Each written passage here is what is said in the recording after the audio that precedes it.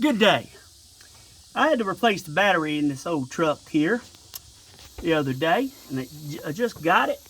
So you missed out on me pulling the battery, and I already had it set in before I thought about videoing it. But I'm gonna go over how to hook it up. Okay, first I got the battery setting back in. It's underneath the lips that hold the battery down at the bottom. So I need to put this other side, this battery holder, which is a hard piece of plastic, and a bolt. And it goes right in here and down, and there is a hole for the bolt. And it's kind of a booger to get to.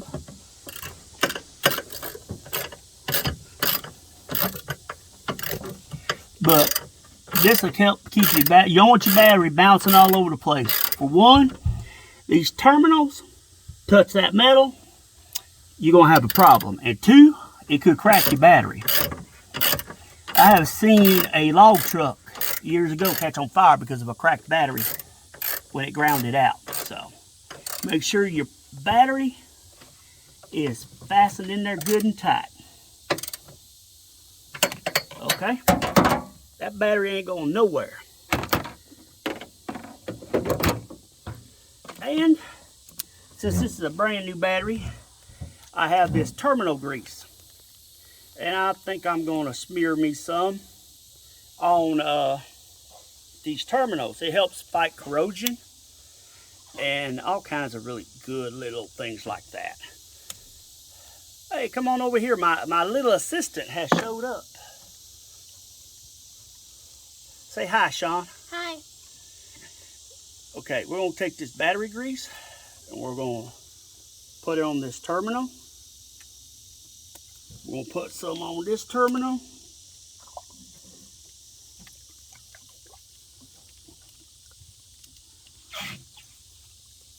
I've seen people just plain slob it all over, but I ain't never seen it take that much. And you just want to rub it around the terminals. Make sure you get a good coat on it.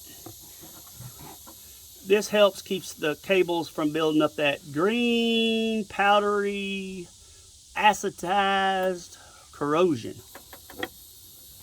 My boy asked me why I got a rag stuff there. It comes in handy for checking your oil and everything else, and to wipe your finger off.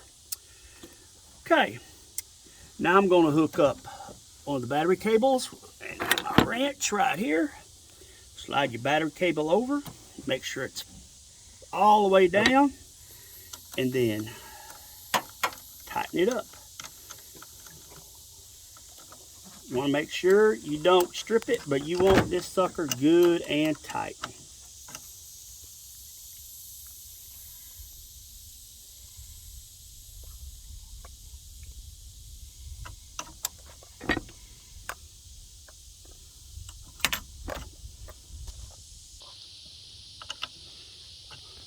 Okay, we're going to tighten this terminal up here, this cable I should say, on this terminal. And this is your positive wire. Red always is the positive. Make sure it's good and tight. And now we're going to put the negative. Slide that down there on there. Make sure it's seated good. And we'll tighten it up. It's easier if you got a little ratchet. I got the little ratchet, but I cannot find my little sockets. So we're going to use a good old open face wrench. Make sure they're good and tight. And while you guys stare at this lovely battery, I'm going to go see if it'll crank.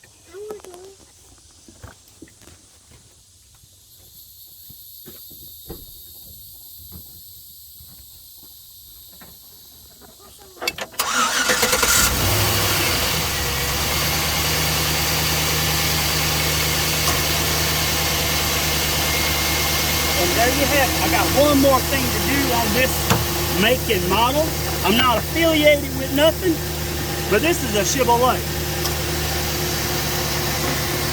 This bracket It helps support the framework. I've seen people leave them off, but go ahead and put it on.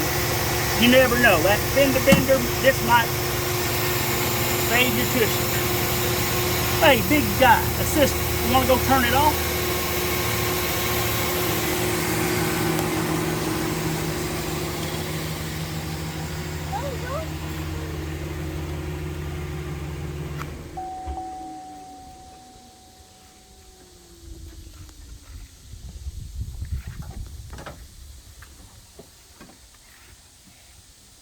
You got to make the little guys feel important too.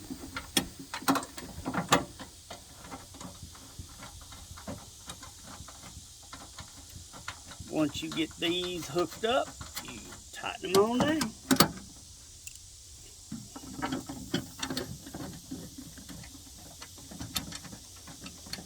And this, on this model, because you know, most vehicles, trucks that is, have their batteries up here at the front. Chevy, in their brake thinking, put the battery back here in the back, but they put you an extra spot up there for another battery. But in order for you to move your battery to that more convenient space, you'll have to redo all your battery cables and make them long enough to reach from where they are now over to there. Years ago, I had a Nissan pickup truck, 4-wheel drive, jacked up to where you had to take a run and jump to get in it. It had 2 alternators, 2 batteries, and it was a 4-cylinder, and it had 8 spark plugs. I mean, 8, 9. I think it had 10 spark plugs. It was a souped up go-getter, and I never got stuck anywhere in that truck. It seemed like it had turbo. You get stuck and you reach down and grab granny low in 4th, you were coming out. That was the thing back when I was in high school, was extra batteries, extra all kinds of stuff.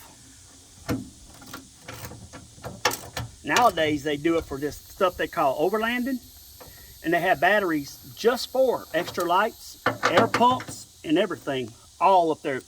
I've seen a Toyota with 3 batteries in it on TV, just to make sure they had enough power.